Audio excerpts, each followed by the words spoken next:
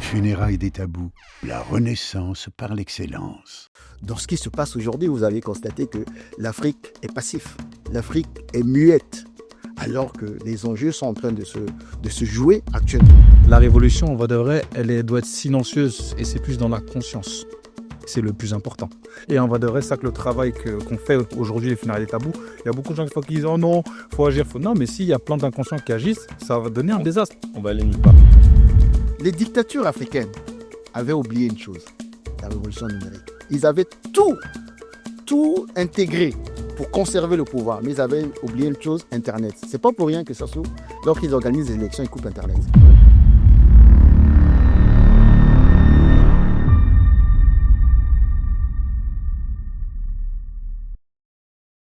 Le mythe du self-made man, faut arrêter. S'enrichir seul, c'est une illusion. Ceux qui réussissent vraiment, en fait, ils s'entourent, ils s'alignent avec les bons. Tu veux lancer un business, investir, avancer, mais t'as ni capital, ni réseau, ni repère. Tu tournes en rond, quoi. Et tu crois encore que la clé, c'est faire tout seul? Bourse, mindset, immobilier, des leviers accessibles, une méthode, un cercle. Et c'est 100% gratuit. Tu veux évoluer? Commence par ton entourage.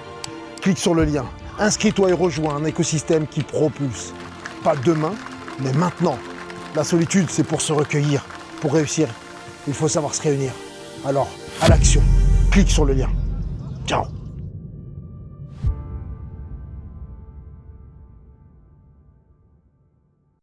Alors que le monde regarde avec inquiétude l'escalade militaire entre l'Iran et Israël, une guerre aux implications régionales explosives, une question cruciale se pose. Et l'Afrique dans tout ça? Et plus précisément, le Congo-Brazzaville est-il à l'abri? Car si les bombes tombent au Moyen-Orient, les répercussions, elles, franchissent les continents. Tensions diplomatiques, réalignement d'alliances, guerre de l'information, marché de la sécurité, rétrécissement de l'espace démocratique. Dans ce climat, la souveraineté africaine, déjà fragile, est de plus en plus soumise à des jeux de pouvoir extérieurs. Aujourd'hui, nous sommes avec Bachoua, notre chroniqueur régulier. Bonjour Bachoua. Bonjour à tous. Bachoua Mosengo, chroniqueur pour la chaîne Les Funérailles des Tabous, entrepreneur, love coach, et je vous remercie pour votre accueil. Il s'agit d'un observateur critique de la vie politique congolaise. Il viendra croiser le fer sur les incohérences, les contradictions, mais aussi les espoirs portés par cette nouvelle génération d'opposants transnationaux. Et pour l'occasion, nous accueillons aussi Jérôme Niebanga, animateur de nos lives du jeudi. Il joue un rôle qui est plutôt inhabituel aujourd'hui. Avec sa sensibilité médiatique et son regard décalé, il apportera une lecture neuve sur ce débat brûlant. La guerre, ailleurs, peut-elle réveiller la paix ici? Bonsoir Alison, bonsoir messieurs, un plaisir et un honneur de partager ce plateau avec vous ce soir. Bonsoir. Merci.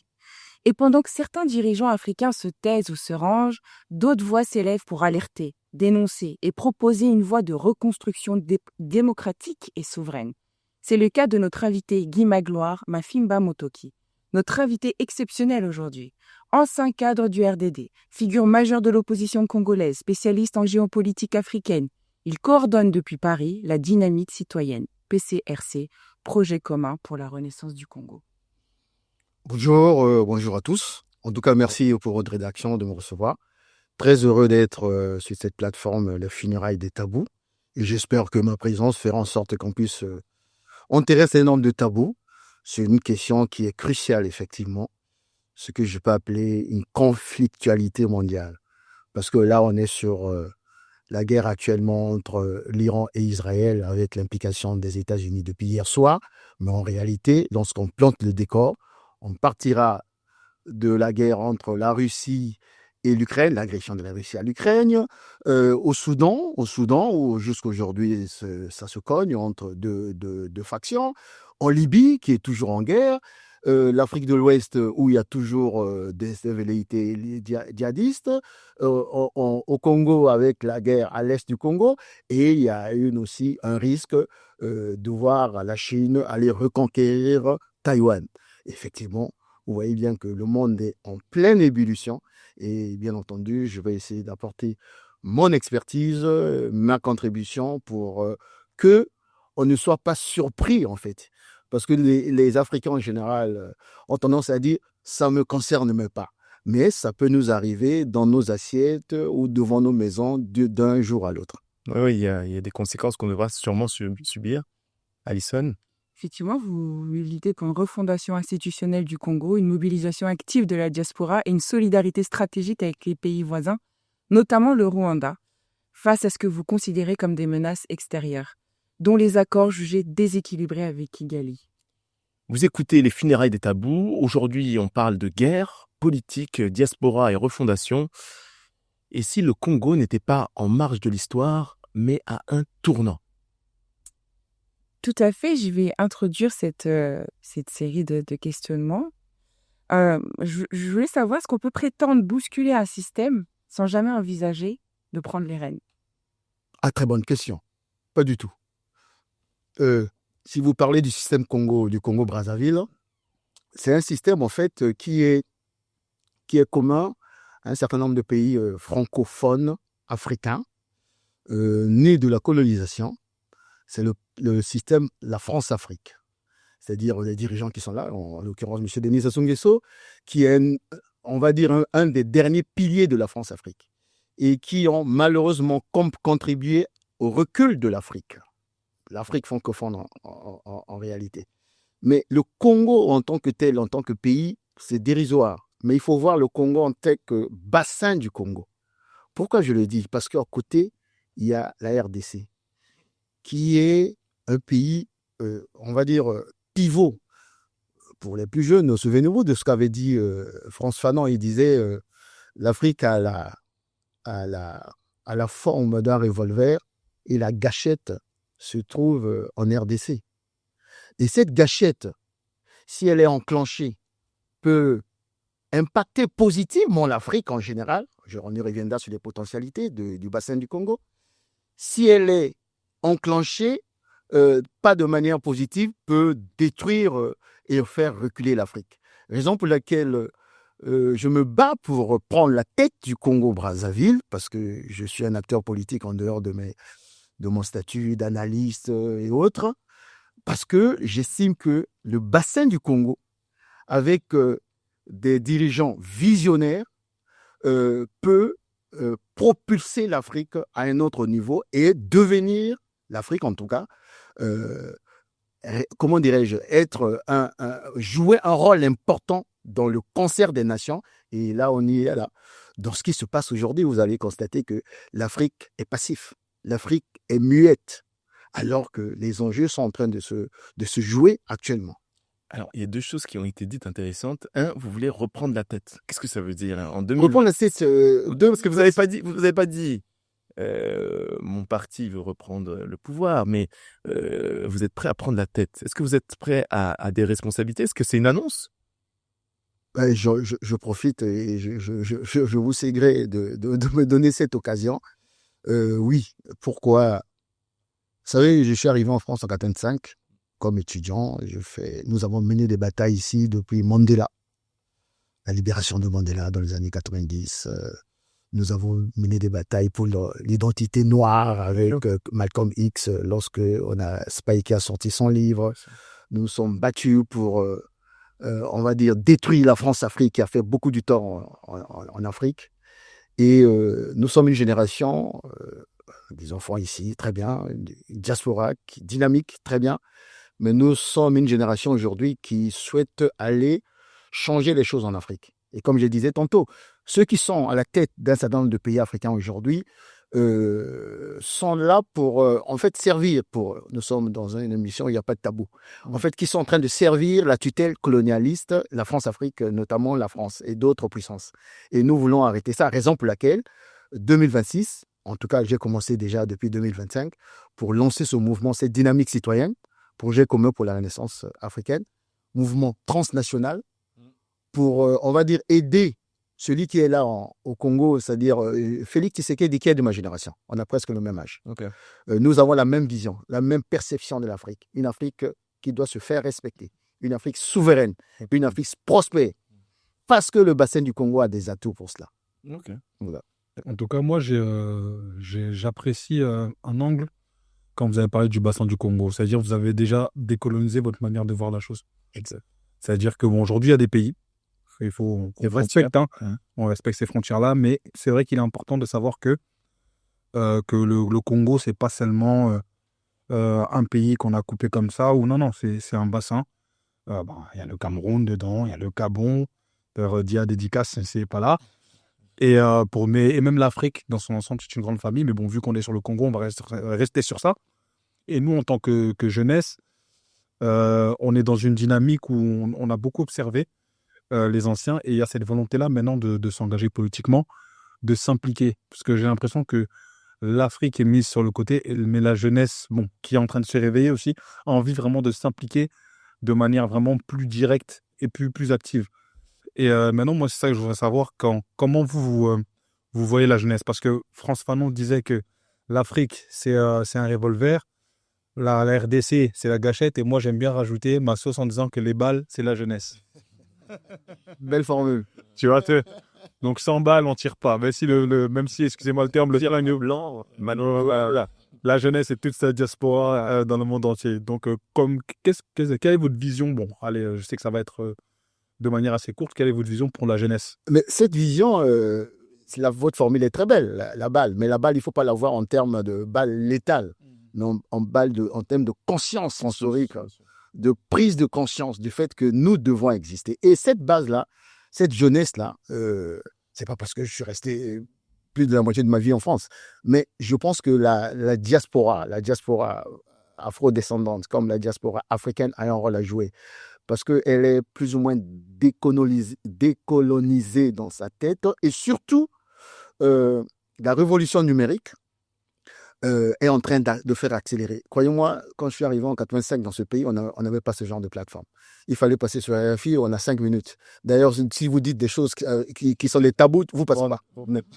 Donc, lorsqu'on a ce genre de plateforme qui se multiplie, on ne peut qu'être heureux, par exemple, laquelle je suis très optimiste, du fait que si nous accélérons ce travail de conscientisation et si nous prenons les leviers du pouvoir, parce que c'est le politique qui détermine tout. Si aujourd'hui, l'Inde a fait venir toute sa diaspora, l'Inde, les Indiens, qui étaient du côté du Silicon Valley et autres, c'est parce que les politiques publiques ont décidé à ce qu'on fasse venir la diaspora pour apporter l'expertise. Or, nous avons aujourd'hui, dans nos pays respectifs, je prends le cas du Congo-Brazzaville, que je connais très bien, même au Cameroun à côté, Biya n'a pas envie d'avoir des jeunes dynamiques qui ont une autre manière. Voilà, changer les choses. Sassou, c'est encore pire. Donc, il faut prendre les leviers du pouvoir pour implémenter, en fait, à la fois faire venir cette expertise, cette dynamique pour faire en sorte que, déjà, comme il a dit tout à l'heure, excuse-moi, je n'ai pas retenu le prénom. Bacho Mosengo. Mosengo, voilà. Et comme Mosengo a dit tout à l'heure, pour faire en sorte qu'on ne puisse pas avoir des notables de nos pays, des petits rois. Parce que Denis Sassou Nguesso, il se prend pour un petit roi dans son petit Congo et autres. Mais moi, je vois le Congo en termes de bassin d'abord. Je vois mon pays. J'ai toujours dit, mon pays, c'est le Congo-Brazzaville. Mon avenir, c'est le bassin du Congo. Et mon grand avenir, c'est l'Afrique. Parce que, dites-vous bien, lorsque vous voyez le président Macron à la télé, il a toujours le drapeau de l'Union européenne à côté. Pourtant, c'est la 5e puissance mondiale. Voilà, 5e, je ne sais pas si la 5e ou 6e. Bon, même 7e. peut-être. Voilà, ça descend. on va dire top 10. Donc, c'est pas par hasard. Parce qu'il sait que la France seule ne peut rien. Mais pourquoi voulez-vous que nous, le petit Congo, 342 000 km², 5 millions d'habitants, à côté d'un mastodonte comme la RDC, plus de 100 millions d'habitants, je puisse négliger ce qui se passe en RDC? Raison pour laquelle, à la fois, nous disons oui à cette jeunesse, qu'il faut continuer à conscientiser, qu'il faut interpeller chaque jour pour dire vous êtes ici, n'oubliez pas d'où vous venez, et faire en sorte que cette jeunesse, déjà je lance vraiment un message, nous accompagne à prendre les leviers du pouvoir dans nos pays respectifs. Parce qu'elle a cette capacité avec le soft power aujourd'hui d'envoyer des messages à des parents qui sont restés pour faire évoluer les choses. C'est pour cette raison que vous avez évoqué à plusieurs reprises l'idée de, je reprends votre terme, apartheid ethnoplanique au Congo. Pourquoi une terminologie aussi forte? Parce que les chefs d'État qui sont nés quasiment pendant la colonisation, grandis ont reproduit mécaniquement, en tenant compte des contingences locales, ce qui se faisait sous la colonisation.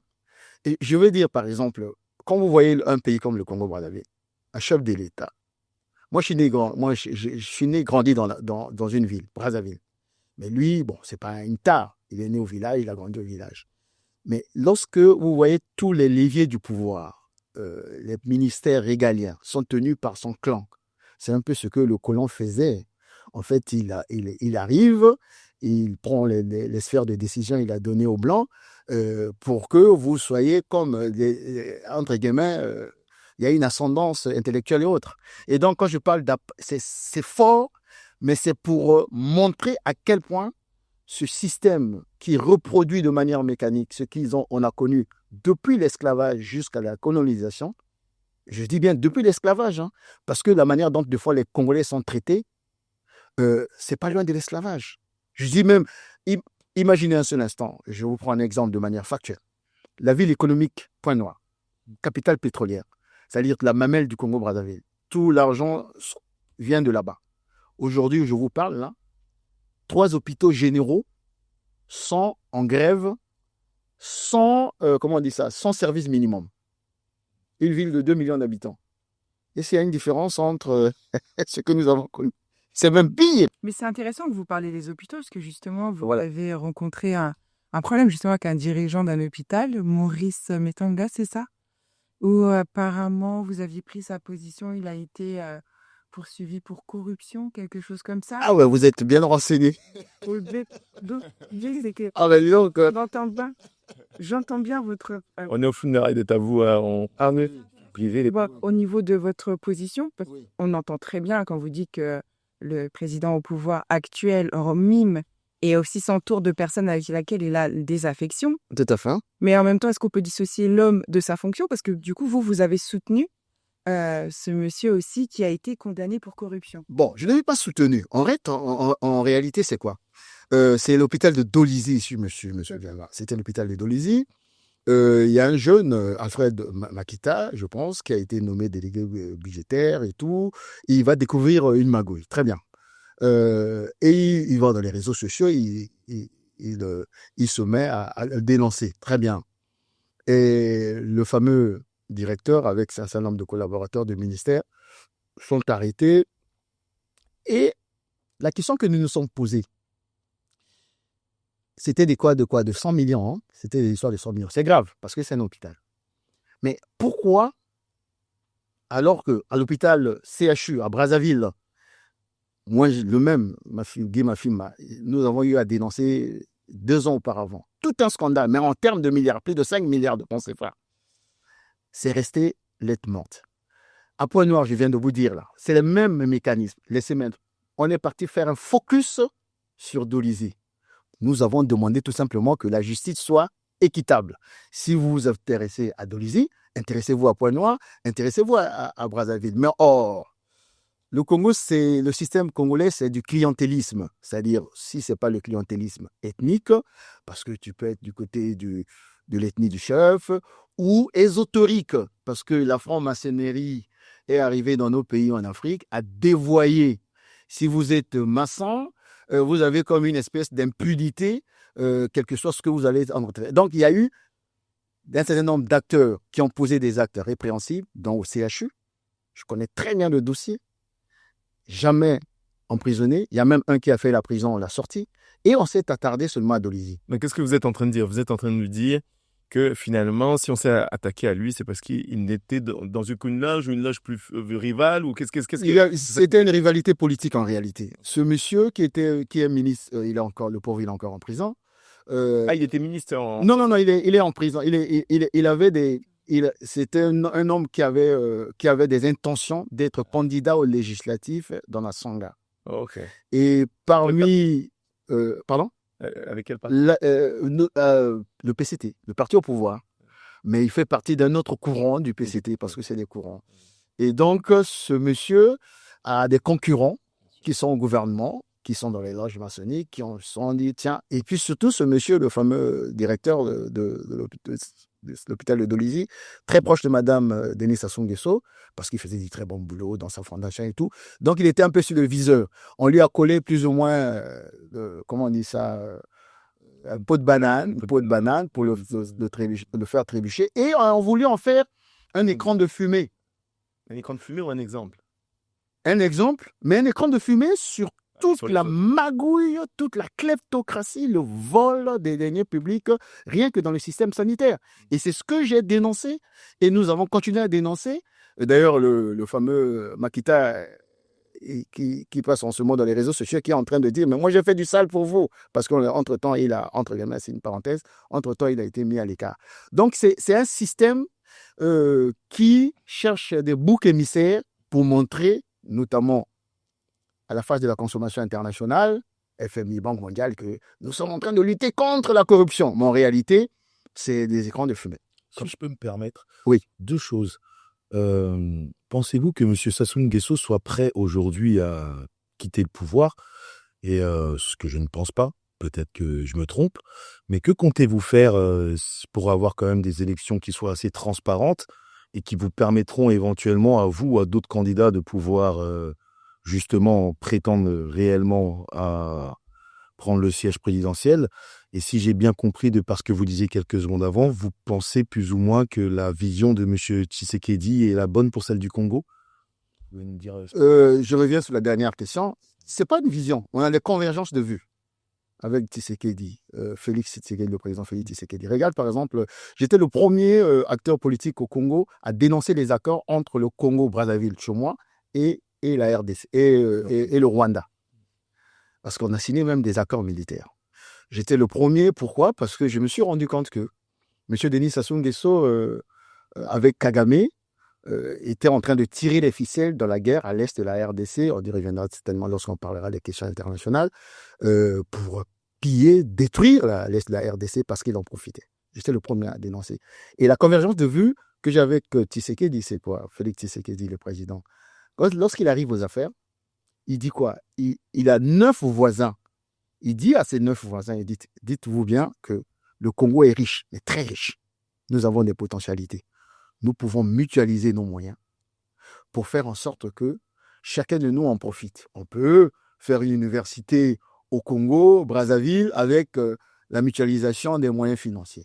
Après, on va faire aussi en RDC, on va en faire en... Il a tendu la main à tout le monde. Mais malheureusement, un certain nombre de chefs d'État, dont Denis Sassou Nguesso, ne l'attendaient pas de cette oreille parce que lui, il veut être le petit roitelet dans son pays pour continuer à piller, à détruire le Congo, n'est-ce pas? Maintenant, pour revenir à la question sur Denis Sassou Nguesso, non. C'est des gens qui sont formatés, programmés pour mourir au pouvoir, comme l'a été Bongo. C'est des papas, parce que c'est un père, qui n'ont pas conscience du fait qu'un homme d'État, c'est celui qui doit laisser une trace dans l'histoire. Lumumba est resté combien de temps au pouvoir? On voit là-dedans, vous avez entendu parler de Lumumba, moi, je n'étais même pas né. Sankara est resté combien de temps au pouvoir? On parle de Sankara. Donc, les grands hommes d'État, c'est ceux-là. C'est à la longévité. Voilà. Après, Voilà. Donc, Sassou est dans le registre, malheureusement, des gens comme les Diami Dada, les Mobutu, les Bokassa et autres, qui font même la honte de l'Afrique. Il n'est pas prêt à aller à sortir, à quitter le pouvoir. Par contre, ce que nous avons compris, c'est quoi? Sassou est là parce que la France le veut. Sassou est arrivé en 1997 par un coup d'État. Je suis au Congo, je suis ici. C'est Jacques Chirac. Jacques Chirac est responsable des morts de ce qui s'est passé au Congo-Brazzaville. Alpha Aquitaine est responsable. Et depuis, ils ont continué à l'entretenir. Je disais même dans une chaîne concurrente, je disais, Sassou, c'est l'enfant gâté de la France-Afrique. Mais aujourd'hui, Macron se rend compte de ce qui se passe en Afrique de l'Ouest peut arriver au Congo. Parce qu'il y a une prise de conscience de la jeunesse congolaise, la jeunesse africaine, que si vous continuez à entretenir vos roitelets, là, nous allons vous chasser. Et le roitelet et la France. Il y a une prise de conscience. Elle n'est pas encore effective. Raison pour laquelle je tends la main à la diaspora africaine pour nous aider à balayer l'un des derniers piliers de la France-Afrique qui s'appelle Denis Sassou Nguesso, pour qu'on puisse implémenter véritablement une politique pour la Renaissance africaine. Maintenant, de manière concrète, on ne croit pas aux élections de mars 2026. Nous avons deux alternatives. Moi, théoriquement, C'est dur de dire ça, hein. pardon, C'est dur de dire ça. On ne croit pas aux élections de 2026. parce qu'il n'y a pas d'élection au Congo. Il n'y a jamais d'élection au Congo. Ils passent son temps à tricher. D'ailleurs, il y a deux candidats en 2016. J'étais à Brazzaville. Je suis sorti par Kinshasa. Ils ont failli me buter. Passez-moi le terme. On est sans tabou ici. J'ai failli être tué quasiment en 2015. Je suis parti par Kinshasa, exfiltré. Il y a deux candidats, dont un qui est mes proches, André Okombi Salissa et Jean-Marie Michel Mokoko, qui sont en prison. Leur seul tort d'avoir été candidat et d'avoir gagné les élections. Ça fait 10 ans qu'ils sont en prison. Après, maintenant, la question, c'est quoi? C'est que, est-ce que le problème, c'est vraiment l'homme ou c'est un système? Quelque part, moi, la question que moi, je me pose, c'est quoi? Parce qu'on parle souvent de démocratie. Après, est-ce que maintenant, on sait c'est quoi la démocratie? Nous, on est une jeunesse, on a essayé un peu de faire nos recherches. Moi, c'est bizarre à dire, mais je ne crois pas à la démocratie telle qu'elle est là. Moi, je serais plutôt pour ce que j'appelle une congocratie. Ça veut dire que ce serait une démocratie plutôt à l'africaine. Parce qu'il ne faut pas oublier que la démocratie, comme on sait de base, elle commence en Afrique. Dans les anciens empires, mais on avait une manière à nous de régler les choses. Et est-ce que maintenant, la cause des problèmes qu'on a, c'est peut-être parce qu'on nous a greffé un système politique qui ne nous correspond pas? Où on a enlevé nos coutumes, nos traditions. Très bonne question, très bonne question. Et c'est là où il y a toujours deux approches. Il y a une approche qui consiste à dire nous devons convoquer systématiquement l'histoire. C'est pas mauvais. Mais moi, j'ai une approche pragmatique. Vous l'avez dit tout à l'heure. Oui, nous, la démocratie n'est pas... Non, nous avons une forme de démocratie dans les royaumes qui faisait en sorte que on arrivait à avoir... de nos traditions. dans nos traditions et autres. Très bien. Mais le monde a évolué en ce sens que la démocratie, un homme, une voix, moi, je pense que ce n'est pas antinomique à la tradition africaine. La preuve en est. Moi, j'ai été en Afrique australe, j'ai été en Afrique du Sud, au Botswana, au Ghana, au Nigeria. Regardez en Afrique australe. Mais pourquoi ça marche? Je dis pardon? Ils ont conjugué les deux. Ils ont conjugué les deux. Oui. Donc, ce que vous dites, il y a de l'intelligence dans ça.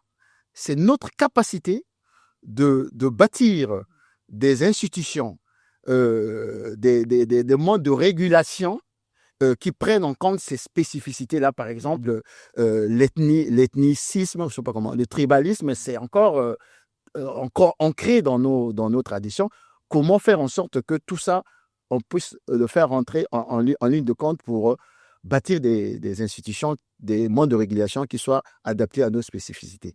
Mais jeter, comment on dit ça, le bébé l'eau du bain, je pense que ce n'est pas une bonne manière de faire. Et surtout, faisons attention. Sassou Nguesso, lorsqu'il en discutait, il dit « Waouh, vous savez, ils nous ont imposé une grève. » Mais pourtant, le monsieur, tous les 5 ans, il organise ses vraies fausses élections. Faisons preuve d'intelligence, adaptons à un certain nombre de spécificités, mais dire que la démocratie, c'est à rejeter systématiquement, comme j'entends, par exemple, je suis en contradiction fondamentale avec, par exemple, Alain Foucault. Alain Foucault, c'est ça? Oui, Le journaliste. Le journaliste. Regarde ce qu'il a. Il a initié un narratif. Dans ce sens, la démocratie, c'est pas notre truc et tout. Ça produit quoi? Ce qui s'est passé au Togo. Après, moi, c'est pas exactement ce que j'ai dit. Je dis cette forme de démocratie Oui, non, je vous ai compris. qui est sur le modèle américain. Voilà. Parce qu'en fait, c'est les révolutions. Bon, le monde anglo-saxon qui a initié cette forme-là qu'on a actuellement. Ah non, là, voilà. Qu'ils ont pris des Grecs. C'était un système démocratique où c'était parce qu'on parlait de citoyens, mais c'était pas tout le monde qui était citoyen. Et quelque part, ce système-là, il a continué. Parce qu'on dit que les voix comptent, mais finalement, on se rend compte que c'est un petit groupe de personnes qui décident de ce qui va se passer. Parce que rien que pour se présenter même dans des élections, ça demande de l'argent, de l'investissement. Donc, est-ce qu'on a vraiment changé le système? Là, je parle vraiment du système plutôt grec. Mais on a une démocratie. Donc, moi, je n'ai pas rejeté comme ça en bloc. Moi, c'est juste cette version-là de la démocratie. Tout le monde ne vous correspond pas. Par exemple, moi, je vois, et vous avez raison, on peut aussi mélanger avec la modernité. Le Japon est un bon exemple. C'est un des pays les plus traditionnalistes au monde, tous leurs ancêtres, et c'est l'un des premiers sur la robotique. L'un n'en empêche pas l'autre. Mais maintenant, juste, comment on peut se retrouver? Et je pense que sur ça, vous avez un rôle important. J'ai vu même comme vos vêtements.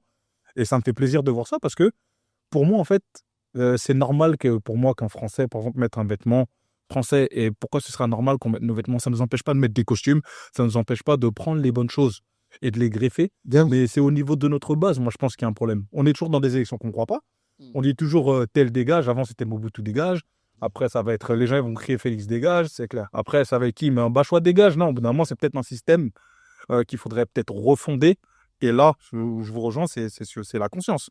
Voilà, donc, c'est pas un rejet brutal, non. C'est Non, non. cette forme-là, Exactement. pour moi, qui me pose un problème. Et Parce ça, c'est ce sur que une vous chose. dites là est très intéressant, raison pour laquelle j'ai intitulé ma dynamique citoyenne Projet commun pour la renaissance du Congo. Parce que je pense que nous, en tout cas, les précurseurs de ce mouvement, on n'a pas la science infuse, on n'a pas la vérité absolue. On a Personne ne l'a. besoin des intelligences pour dire, tiens, doyen, est-ce qu'on ne peut pas faire ça? On ne peut pas faire ça. Ce n'est que dans ce cadre-là qu'on va mettre en place un véritable projet alternatif qui tient compte de toutes ces connaissances. Alors, quand je vous entends, c'est pas qu'une question de projet. Ouais. Parce que si on ne croit pas aux élections, donc la question de départ, c'était est-ce que vous êtes prêt à reprendre les rênes? Ben, maintenant, si on ne croit pas à ce qu'on nous propose en termes d'élections, je vois qu'il y a aussi une stratégie pour imposer ce projet que vous voulez, ce projet collectif. Et donc, c'est quoi la stratégie là? Parce que là, moi, je vous entends. Hein. Je vais vous l'avouer. Et j'ai même envie de rajouter, et quelles sont les garanties que vous apporteriez pour vraiment montrer que vous allez sur la bonne voie et pas sur l'ancienne voie? C'est surtout ça. C'est les garanties que vous allez apporter à cette jeunesse qui aura envie de vous suivre. Oui, parce que C'est le moment de convaincre. insurrection. Mais c'est insurrection quand même, c'est... Allons, on va lui laisser le temps et pas, parce que là, j'ai bien la fin, là. Souvenez-vous d'une chose essentielle. Le combat pour notre dignité, pour notre autonomie, pour notre avenir se joue aussi sur le terrain économique. Il ne suffit pas de s'indigner ou de s'éveiller, ce qui est bien en soi, mais il faut aussi s'armer par le savoir et par l'action et par l'enrichissement aussi. C'est dans cette logique que nous avons lancé les piliers de l'enrichissement.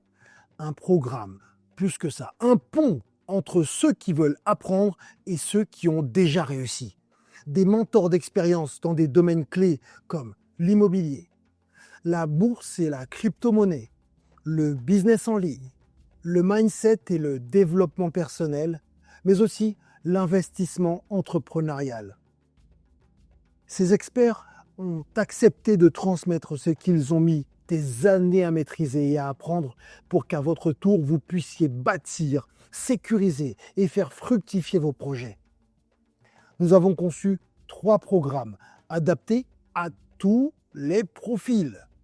Pour les plus curieux qui veulent démarrer à leur rythme, pour les déterminés qui veulent se former en profondeur, mais aussi pour les ambitieux qui veulent aller loin avec les meilleurs à leur côté. Le lien est en description où vous pouvez même demander un appel gratuit avec un membre de notre équipe pour savoir quel programme vous correspond. Donc cliquez sur le lien dans la description. Parce qu'à travers votre enrichissement individuel, c'est toute une communauté qui s'élève. Et si nous voulons exister demain, nous devons dès aujourd'hui créer de la valeur, en maîtriser les leviers et apprendre à la transmettre. C'est essentiel pour les générations à venir, mais même celles d'aujourd'hui. Quand chacun s'élève, le collectif devient inarrêtable, ça j'en suis sûr. Alors, à très vite pour apprendre, pour bâtir et pour gagner ensemble. Cliquez sur le lien dans la description. Insurrection, quand je parle d'insurrection, je parle d'insurrection citoyenne. Vous savez, c'est Thabo Mbeki qui a parlé de la révolte légitime. La révolte légitime, c'est quoi? C'est le fait qu'un peuple, on lui prive de manger, de se diquer, de boire. Au Congo, aujourd'hui, on a un problème d'eau. Une ville comme Brazzaville, il n'y a pas d'eau. Une ville comme Brazzaville, il n'y a pas d'électricité. Une ville comme Brazzaville, les problèmes sanitaires, c'est un mouroir. Ça dit que ton parent t'appelle, il te dit je suis au CHU, prépare déjà à envoyer de l'argent pour les obsèques. Je fais dur, mais c'est la triste réalité. Et cela, ça ne peut que pousser les acteurs politiques que nous sommes ou les leaders d'opinion de dire est-ce qu'on peut parler d'une révolte légitime citoyenne? La réponse est oui. Parce que si on vous prive De des vos fondamentaux de la vie, de vos besoins primaires, ouais. ben, pourquoi voulez-vous que vous restez? Donc, insurrection citoyenne. La répression L'insurrection est forte citoyenne. en Afrique quand même. Vous savez que quand on pousse à à l'insurrection, ça peut des fois très mal terminer. Je ne pousse pas à l'insurrection. Je dis tout simplement que les Congolais doivent prendre conscience. Quand je parle des Congolais, je prends les Africains en général. Regardez ce qui s'est passé dans les pays de l'AES. Parce que l'officier général, c'est un citoyen. Et au Burkina, il n'y a pas eu un seul coup de feu. Ce sont des officiers qui ont pris conscience du fait que ce régime amène le peuple. Et c'est ce qui a permis d'éviter justement. Bon, voilà. Et donc, moi, j'estime qu'au Congo, dans la force publique, par exemple, il y a des officiers généraux ou des officiers ou des soldats. Le jour qu'on va leur dire à taper et tirer sur Guy Mafimba, ils vont dire non, non, non. Tout ce qu'il dit là, il n'a pas d'armes. De toute façon, un coup d'État n'est pas possible s'il n'y a pas la police et l'armée. Vous avez tout dit, madame. Donc maintenant, qu'est-ce qui fait aujourd'hui que vous avez... J'ai l'impression que vous parlez, il y a un désespoir des personnes, des citoyens de votre pays, Oui. tellement que vous allez chercher la diaspora. Maintenant, là, parce que vous avez dit, je compte sur la force diasporique pour nous aider à évincer le système qui est en place aujourd'hui, qui a été mis par la puissance coloniale. Maintenant, la diaspora, si on parle de la diaspora, en tout cas, on va dire en France, parce que cette émission se déroule en France, elle rencontre aussi des problèmes avec la France et le gouvernement français. Oui. Donc, quelle est l'assurance? Parce que vous savez, c'est votre discours et ça pousse un peu à la polarisation du débat. Il faut vraiment, c'est courageux de se dire qu'il faut une insurrection, il faut pousser le système, il faut aussi garder les traditions et en même temps garder la démocratie. Et vous vous présentez, mais en même temps vous dites, mais je n'y crois pas aux prochaines élections. Non. Je me présente quand même, mais c'est un peu compliqué. Les élections de mars 2026, telles que c'est évoqué, moi j'appelle ça l'agenda du pouvoir, du régime. C'est leur agenda. À travers une constitution qu'ils ont changée et tout, en massacrant le peuple, s'il faut le dire ainsi. Mais nous avons notre propre agenda en tant que dynamique citoyenne. Raison pour laquelle je ne parle pas des partis politiques. Nous disons aux Congolais de prendre conscience de leur citoyenneté et d'écrire une nouvelle page de l'histoire de notre pays. Ce n'est pas la première fois que ça se passe. Partout en Afrique, c'est lorsque les citoyens prennent conscience du fait que ce régime est en train de les amener à la mort, disons les choses telles qu'elles se présentent, qu'elles prennent conscience. Et je dis souvent, on me pose la question souvent, c'est quoi l'opposition congolaise? Je dis l'opposition congolaise, c'est 90% des Congolais. Vous faites un sondage aujourd'hui, sur 100 Congolais, je suis même gentil, 98 vous diront, Sassou doit partir, le vieux là, il nous a fatigués, 42 ans au pouvoir, c'est pas trop. J'ai dit un jour à un gars ici au Quai d'Orsay, à un monsieur, un haut fonctionnaire, je lui dis, est-ce que c'est sérieux pour vous que Valéry Giscard d'Estaing sorte de sa tombe aujourd'hui pour être candidat? Vous allez trouver ça comment? Il m'a dit, Valéry Giscard d'Estaing, mais j'ai dit oui, Sassou Nguesso est arrivé au pouvoir, c'était au temps de Valéry Giscard d'Estaing. Vous trouvez ça normal? Mais qu'est-ce qui, selon vous, empêche alors la prise de conscience? Puisque vous dites qu'il n'y a pas d'eau, il n'y a pas d'infrastructure, Et là, une grande souffrance, t'en prie. j'ai des choses que je voudrais rajouter. Vous savez, les mots, ils ont une vibration, ils sont très importants. Et quand on parle d'insurrection, de révolution, on ne se rend pas compte. Mais quand on va aller dans la source, vous allez voir que tout, ça va un peu éclairer le discours qu'il a. En vrai de vrai, révolution, ça vient du mot révolutio, qui veut dire retour sur soi. Et ça vient du latin aussi revolvere, revenir en arrière. Donc révolution, c'est ça. La révolution, revolvere, revenir sur soi, revenir en arrière, revenir aux fondamentaux. Donc en fait, si on prend cet état d'esprit-là, la révolution, en vrai de vrai, doit être silencieuse et c'est plus dans la conscience. C'est le plus important. Et en vrai de vrai, c'est ça que le travail qu'on fait aujourd'hui, les funérailles des tabous, il y a beaucoup de gens qui disent « Oh non, faut agir, faut... » Non, mais s'il y a plein d'inconscients qui agissent, ça va donner un désastre. On va aller nulle part. Il vaut mieux 20 personnes conscientes que 100 000 inconscients. Consciente et stratège. Stratège. Parce que moi, c'est vraiment la stratégie. C'est pour ça que je vais au fond, je comprends l'esprit révolutionnaire qui vous habite, hein, on le sent. Mais à un moment, il y a aussi une stratégie. Et c'est vrai que souvent, on aura tendance à dire, mais les stratégies, attends, on va pas en parler sur YouTube, même si ça s'appelle les funérailles des tabous. Mais si vous voulez, parce que là, il y a votre communauté aussi qui est derrière son écran. Et si vous voulez les attirer, il faut, comme disait mon compère, il faut aussi montrer certaines garanties, montrer que on n'est pas là juste pour un projet. Il y aura pas ces élections. On va faire une autre forme d'élection où on va s'intéresser à des personnes clés qui vont pouvoir nous aider à retourner peut-être le pouvoir. Quel est votre programme? Le programme est simple. je me suis donné, nous nous sommes donnés, parce que je ne suis pas sûr, nous nous sommes donnés comme objectif 2000 octobre, personnellement, je rentre au Congo, quels que soient les risques que cela suppose. À partir du mois de juin, là, jusqu'au mois d'octobre, nous sommes en train de travailler avec les forces qui sont à Brazzaville, au Congo à Brazzaville, les forces sous-régionales, parce que je vous ai dit que nous sommes un mouvement transnational. J'ai des très bonnes relations en RDC, j'ai des très bonnes relations du côté du Gabon, j'ai des très bonnes relations du côté du Luanda, parce que nous avons des forces politiques avec lesquelles nous avons des convergences de vues. Sur la place de Paris, madame en parlait tout à l'heure, pourquoi j'y tiens sur la place de Paris? Vous ne pouvez pas vous imaginer la parole qui vient de Paris. Et le jeune frère, mon fils, pourra peut-être le dire. Généralement, on part du principe, à tort ou à raison, que ce qui vient de Paris, c'est autre chose. Et j'ai pris conscience depuis, parce que j'ai des jeunes, et mon fils qui a 22 ans aujourd'hui, il a des amis et tout, qui se disent, mais papa, mais lorsqu'on voit ce qui se passe dans notre pays, mais il y a des gens qui se font de la thune, des milliards, alors que nous... J'ai dit, mais il faut se battre d'abord pour votre pays aussi.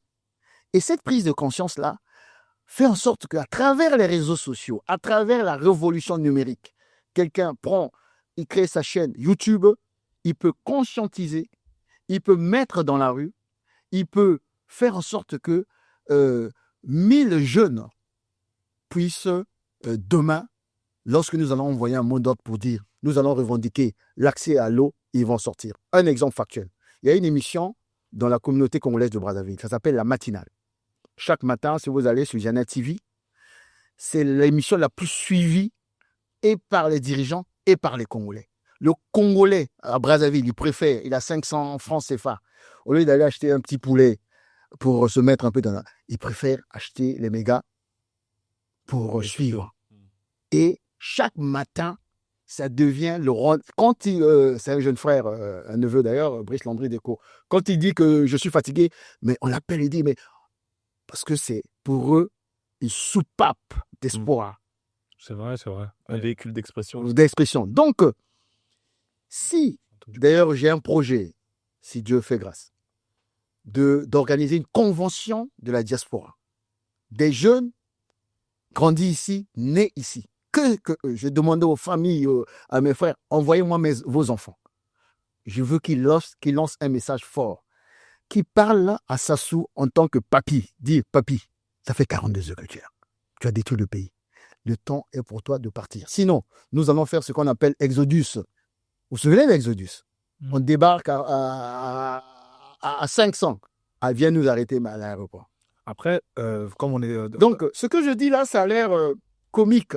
Non, Mais non, pas du tout. l'idée, c'est quoi? L'idée, c'est de faire bouger les lignes là où lui ne s'attend pas. Les dictatures africaines avaient oublié une chose, la révolution numérique. Ils avaient tout intégré pour conserver le pouvoir, mais ils avaient oublié une chose, Internet. C'est pas pour rien que Sassou, lorsqu'ils organisent les élections, ils coupent Internet. C'est pas par hasard. Parce qu'il sait qu'avec Internet... On va voir la triche. Voilà. Mais vous Où savez, on va le qui rendre. nous a appuyé, M. Sassou Nguesso, aujourd'hui, c'est quand même en grande partie par l'État français. Mais je vous ai dit tout à l'heure, par exemple, laquelle je le disais quand... Vous lancez des mouvements à partir d'ici, vous préparez tout à partir d'ici, vous n'avez pas peur déjà de la manière dont on peut vous contrer à partir d'ici? La France est plurielle. Voilà l'avantage. Et la force de la France, c'est aujourd'hui cette pluralité. Dans le sens où, si le gouvernement français ou quelques membres du gouvernement veulent nous arrêter, vous verrez un autre courant qui vont dire non. Et vous savez, j'ai été très en pointe lors des différentes élections ici. J'ai voulu comprendre un certain nombre de choses. Et je me suis rendu compte que l'électorat franco-africain ou franco représente aujourd'hui plus de 10%. Et cet électorat peut basculer une élection. Et aujourd'hui, tous ceux qui en veulent aller aux élections c'est en 2028 ici? C'est pas vrai. Non, 2027. 2027? 27, ouais. Les dames, tous les jeunes, là, vous allez voir, vous allez constater, le dernier voyage de M. Denis Sassou Nguesso ici, il a voulu voir Dati et elle a évité. Darmanin, il a évité. Pourquoi? Il sait pertinemment que je veux aller m'afficher avec ce monsieur Denis Sassou Nguesso.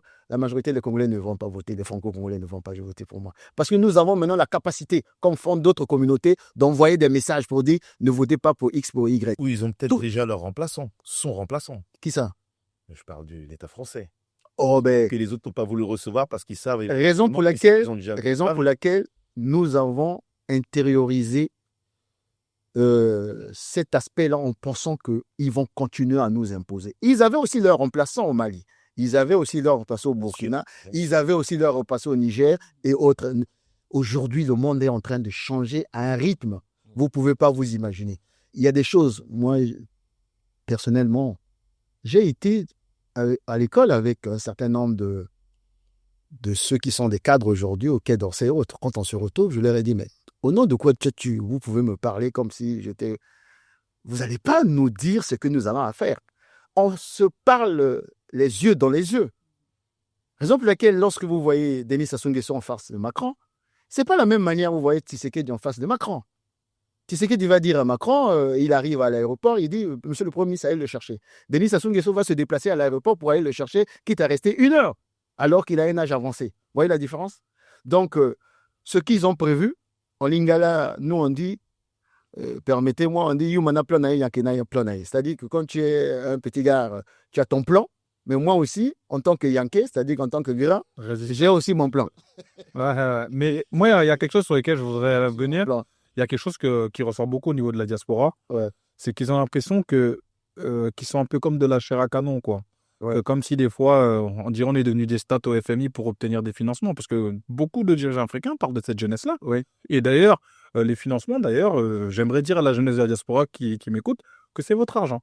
Parce qu'un pays qui n'a pas de jeunesse, on ne le finance pas. Si vous venez à la banque et vous avez 80 ans et vous demandez un prêt de 50 ans, on ne vous le donnera pas possible. Parce qu'on dira qu'on ne pense pas qu'il va honorer sa dette, plus son âge. C'est par rapport à la jeunesse, par rapport à l'âge. En général, on calcule, voilà, à part ceux qui ont déjà des fonds et tout. Mais l'âge, à fond, c'est pareil pour moi au niveau des institutions. Donc, il y a beaucoup d'États africains qui ont dette par rapport à quoi? Par rapport à leur jeunesse. Mais cet argent, on a l'impression que la jeunesse ne le voit pas.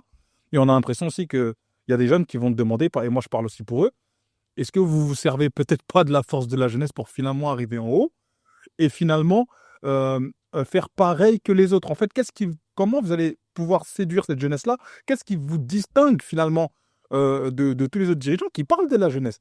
Là, vous avez perdu une convention, un rassemblement de jeunes. Ça, j'avoue, c'est la première fois que j'entends ça. Bon, il y a eu 2-3 petits mouvements, mais je n'ai pas encore vu, avec tout l'argent que nos États ont, un gros mouvement qui rassemble des jeunes financés par ceux qui sont dessus. On n'a pas encore vu ça.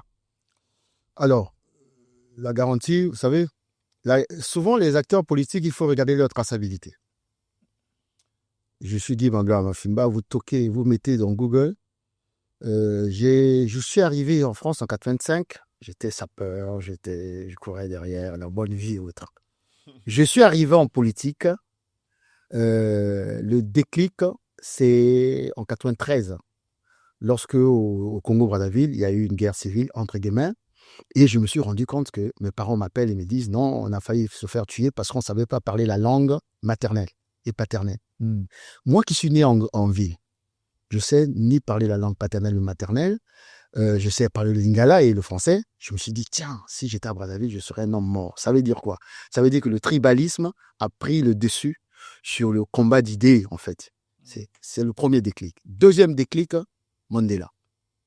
Je suis à l'université ici, je suis à Nanterre, comment on appelle ça, à la résidence universitaire.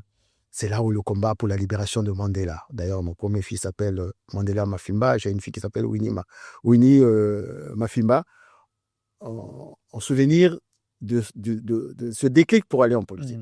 Alors, et pourquoi ça m'a marqué, Mandela? Parce que c'était d'abord l'apartheid, une communauté, et troisième déclic, Dulcie September. C'était la représentante de l'ANC abattue, là, Strasbourg-Saint-Denis, à l'époque de Pasqua. Parce que cette dame était en train de dénoncer, en fait, le double jeu de Paris, qui envoyait des armes au régime d'apartheid. Et au moment où elle devait révéler ça, elle a été abattue. Je me suis dit, Guy, tu bascules. Et j'ai basculé dans la politique. Donc, ma traçabilité politique vient du fait que je ne supporte pas l'injustice. Je ne supporte pas ouais, l'injustice, je ne supporte pas les dictatures. Et j'ai toujours dit, quand on me pose la question, pourquoi tu arrives en politique? Parce que j'aime les autres.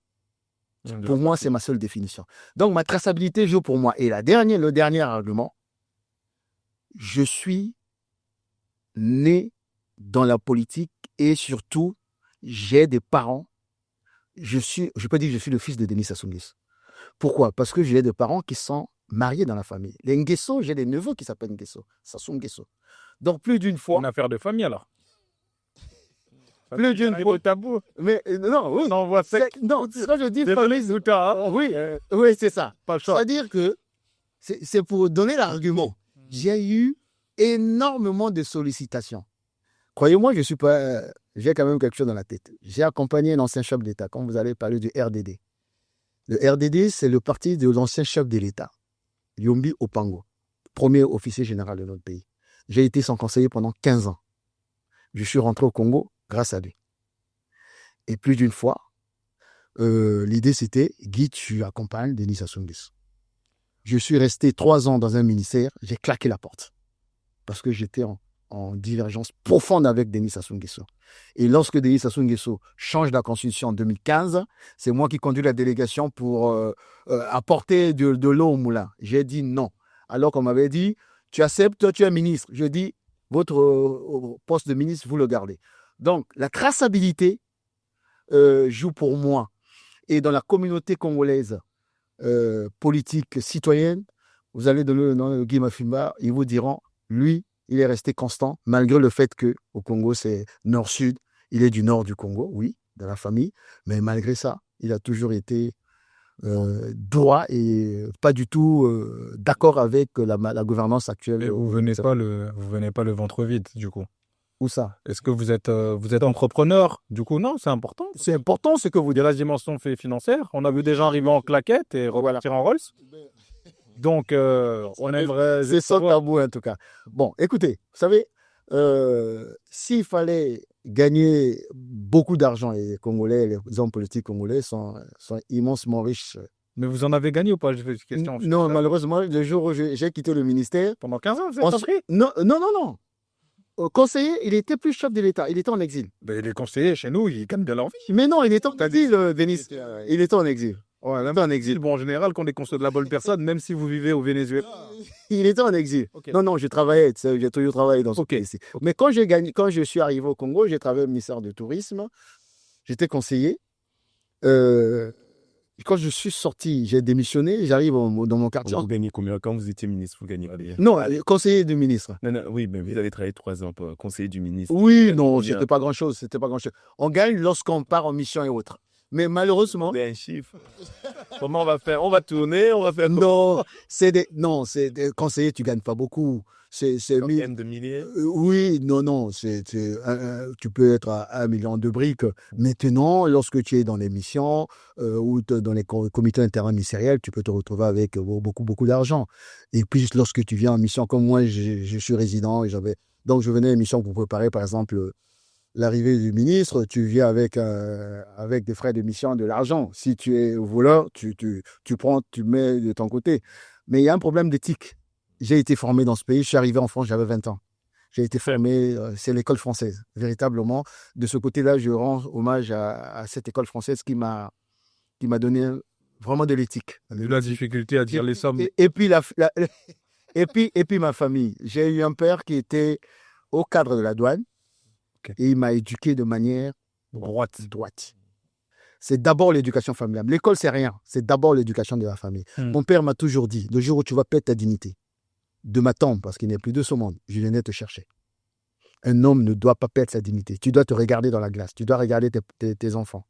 Et c'est comme ça que je suis, jusqu'aujourd'hui, je pense, je suis resté. Et l'anecdote, quand j'arrive dans mon quartier, les enfants, les jeunes se foutaient de ma gueule. Il dit, voilà un conseiller qui est à pied, mais qu'est-ce que tu as fait pendant 3 ans? Tu n'as pas volé comme les autres? J'étais devenu la risée du quartier. On a débuté cette émission en parlant de la situation mondiale actuelle. Exact. Et vous aviez évoqué vos partenaires commerciaux internationaux. Et je voulais voir avec vous, parce qu'effectivement, Israël développe des projets au Congo et ouvre des ambassades. Ouais. Et qu'est-ce que vous en pensez? Est-ce que c'est une symbolique? C'est purement symbolique ou c'est stratégique? Parce qu'aujourd'hui, Israël fait partie également du bouleversement mondial aujourd'hui. Bon, l'État d'Israël, c'est un État qui existe, ok? Mais il faut planter le décor. Aujourd'hui, dans cette conflictualité mondiale, le monde est multipolaire. Il y a un pôle des pays occidentaux, on va dire. Il y a ce qu'on appelle le sud global, un peu le BRICS et les pays africains. Il y a les pays du Golfe, qui sont aujourd'hui devenus un pôle puissant avec le Tchèque comme diplomatie. Il y a la Turquie. Et bien entendu, j'ai parlé de la Chine et autres. Donc, dans ce monde-là, l'État d'Israël est l'allié naturel stratégique des États-Unis. C'est quasiment... il ne faut pas toucher à l'État d'Israël. Mais à travers ça, il y a aussi une autre dimension qui est religieuse. Dans le sens où l'État d'Israël estime que les pays arabes sont l'ennemi systémique, mais sur des dimensions religieuses, si on y met, je ne suis pas un spécialiste, voilà. Alors, donc, par rapport à ça, Isaac. les pays africains, dont le mien, regardent toujours les relations avec l'État d'Israël en fonction de la fragilité du régime. Prenons le cas de mon pays, le Congo-Brazzaville. À l'époque de Mariam Gwabi, certainement vous n'étiez même pas né. Nous sommes au sortir des années 70. Nous avons un véritable panafricaniste qui s'appelait Mariam Gwabi, le commandant Mariam Gwabi. Assassiné. Assassiné en 77. Grand héros. Thomas Sankara, là, c'était son modèle. Et lui, pour répondre à votre question, lorsqu'il y a eu, vous avez entendu parler du raid de Entebbe. Si vous avez entendu parler du raid d'Entebbe, ça veut dire quoi? Les Palestiniens, déjà, étaient en confrontation avec l'État d'Israël. Ils ont pris en otage des Israéliens. Ils les ont emmenés à Entebbe, en Ouganda, sous Idi Amin Dada. Oui. Et les Israéliens ont monté un commando pour aller délivrer, entre guillemets, exfiltrer les otages. Et le commandant Mariam Gwabi à l'époque, moi je suis au Congo-Brazzaville, je suis allé au collège. Il organise un meeting pour dénoncer ce raid parce que nous étions un pays pro-palestinien. Donc on avait une colonne vertébrale, doctrinale, diplomatique. Nous sommes contre l'État d'Israël parce qu'il est en train d'oppresser le peuple palestinien. Ce qui n'est pas le cas aujourd'hui. Aujourd'hui, le cas du Congo et d'autres pays africains, on n'a plus une colonne vertébrale diplomatique. À l'époque, les Mariam Gwabi, les Julius Nyerere en Tanzanie, les Samora Machel au Mozambique, il y avait des grands leaders africains qui formaient ce qu'on appelle les non-alignés. On s'aligne ni pour les pays de l'Est, ni pour les pays de l'Est, c'est-à-dire l'Occident. Nous avons notre ligne diplomatique et notre doctrine diplomatique qui était d'être aux côtés des peuples opprimés. Et hier, la Palestine, peuple opprimé. Aujourd'hui, la Palestine est peuple opprimé parce qu'on ne respecte pas le droit international. Maintenant, qui sont les dirigeants africains qui osent dénoncer le comportement d'Israël? C'est l'Afrique du Sud. Il faut les compter du bout du doigt. Mais parce que il y a ces dirigeants africains, par exemple en Afrique du Sud, c'est des hommes d'État. Mais la majorité, je suis au regret de constater que c'est des poltrons, passez-moi le terme, c'est des poltrons. Donc, pour le cas du Congo-Brazzaville, on ne peut même pas oser. Je vais vous prendre le dernier exemple. Le président Trump, le Congo est parmi les pays qu'on a listés. Oui. Voilà. Le jeune, ce n'est pas ma tasse de thé, président tchadien, il a dit « j'applique la réciprocité ». Débit. Denis Sassou Nguesso, il appelle l'ambassadeur, il fait venir l'ambassadeur américain auprès de son ministre des Affaires étrangères, mais quasiment pour le supplier. Mais dites, mais pourquoi? Voyez-vous, c'est pas la même C'est pas la même posture. Après, c'est intéressant parce que là, vous avez levé un point. Idriss Déby, il est beaucoup plus jeune. Ouais. Donc, il avait dit une phrase qui avait fait rire beaucoup de personnes. Je crois, il avait dit que c'était par rapport à Macron. Il a dit, je crois qu'il s'est trompé d'époque. Ça avait fait rire beaucoup de personnes. Mais il y a quelque chose qu'il faut retenir dans sa phrase, qu'on l'aime ou qu'on l'aime pas. Je ne suis pas venu dire mon avis personnel sur Idriss Déby. Mais on voit que la nouvelle génération a une autre vision. Même au niveau des États-Unis, on voit que le monde, il est grand. Exact. Quand on était petit, je me rappelle, c'était péjoratif. Limite, on disait, ah, t'as acheté déjà les Chinois. Ouais. La Chine, c'était pas glamour. Voilà. Voilà, quoi. Quand t'avais un beau truc, t'es parti pour acheter les Chinois. Et eux, ils disaient rien. Ils étaient silencieux. Aujourd'hui, la Chine, ça fait rêver. Aujourd'hui, il y a l'Orient. Aujourd'hui, même en Afrique, on voit les photos de Kenya, le Sénégal, le Cap-Vert. On voit des endroits où on peut aller en vacances tranquille. Le monde, il est différent. On voit les choses de manière plus large. Tout à fait. C'est-à-dire que là, il y a encore, comme on dit, une ancienne et une nouvelle. Vous avez la chance de connaître la diaspora, parce que vous avez été ici. Vous connaissez aussi ceux qui sont au-dessus. Maintenant, on doit avoir un devoir de sincérité. Vous pensez pour vous que les pays africains ils doivent être du côté de la Palestine ou d'Israël? Aujourd'hui, sans tabou, Pour vous? sans tabou. Ouais. Mais ça, c'est ma ligne politique qui est claire. Moi, je suis un homme de gauche. Je vous ai dit tout à l'heure, je suis arrivé en politique parce que je ne supporte pas l'injustice. Déjà, l'État d'Israël, ce qu'ils sont en train de faire, ils sont en train de violer le droit international. L'attaque aujourd'hui des États-Unis, c'est un scandale. Ils ont violé le droit international. Par quelle légitimité on peut se permettre de dire « je fais une attaque préventive » C'est écrit nulle part dans la Charte des Nations Unies. Après, comme c'est aussi eux qui ont créé ce droit-là, bon. Ben, ils n'ont pas créé le droit. Nous avons tous... mais non, la difficulté, c'est quoi? On n'était pas là aux Nations Unies quand... C'est la faiblesse des États africains de l'Afrique. Parce que nous ne sommes pas organisés. Je vous ai parlé tout à l'heure des non-alignés. Les non-alignés, ce n'est pas une fabrication des Occidentaux. Ce sont les chefs d'État africains qui se sont retrouvés pour dire « nous sommes ni à l'Est, ni à l'Ouest, nous avons une autre ligne politique. » À nous. Aujourd'hui, nous sommes dans l'incapacité, en tant que chef d'État, en tant que dirigeant africain, de bâtir une ligne politique et diplomatique claire et nette pour défendre les intérêts du continent et de nos pays respectifs. Excusez-moi. Parler de l'aspect éthique, mais Ouais. du coup, c'est intéressant parce que il y a beaucoup, on connaît l'histoire de la Chine-Afrique, Ouais. on connaît aussi l'histoire de la Russie. Et puis, c'est pour ça que je vous parlais d'Israël, parce qu'effectivement, c'est que aujourd'hui, c'est incontestable et avec tous leurs projets agricoles et technologiques qui se passent notamment au Congo.